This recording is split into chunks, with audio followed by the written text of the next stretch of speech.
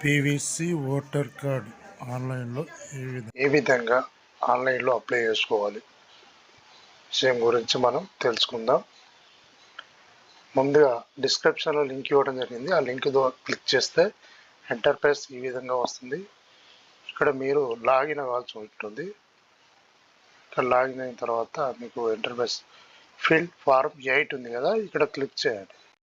Click చేస్తే ఇక్కడ మనకు application for self other electoral ఉంది కదా, ఇక్కడ నేను అదర్ ఎలక్ట్రల్ సెలెక్ట్ చేసుకుంటున్నాను.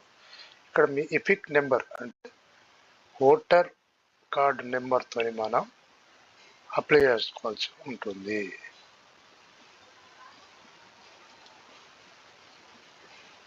ఇక్కడ సబ్మిట్ చేయండి.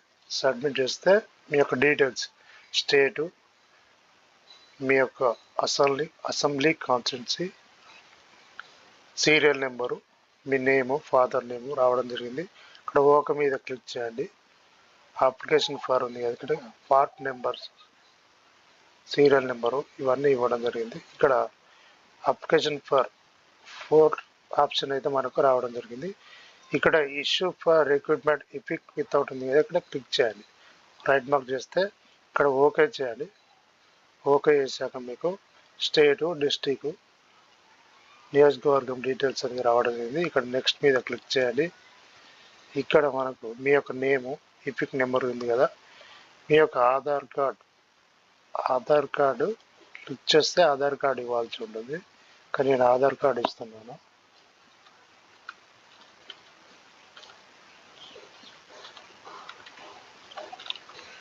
ఇక్కడ ఇచ్చాక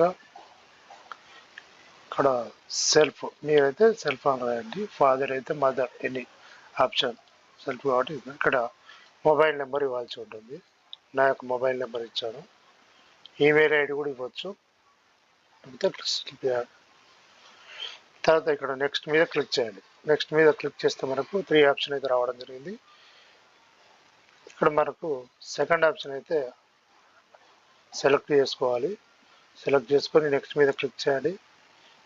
ఇక్కడ డేట్ ఈరోజే కాబట్టి మనకు డేట్ ఆటోమేటిక్గా రావడం జరుగుతుంది. ఇక్కడ ప్లేస్ అని కూడా మీరు ఈ ప్లేస్ ఎక్కడ ఎంటర్ చేయండి. ఇక్కడ ఎంటర్ చేస్తున్నాను.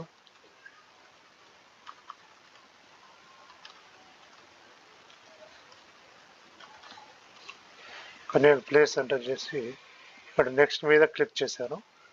ఇక్కడ మనం ఏం ఫిల్అప్ చేసినా ఇక్కడ డీటెయిల్స్ అనేది రావడం జరుగుతుంది. ఇక్కడ క్యాప్చా ఎంటర్ చేయాల్సి ఉంటుంది.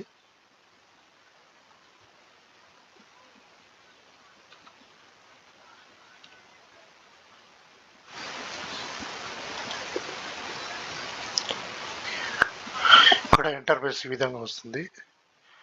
ఇక్కడ నియోజకవర్గం పేరు, మీ యొక్క నేము, ఎపిక్ ఐడి, మీ యొక్క Aadhaar card ID, mobile number,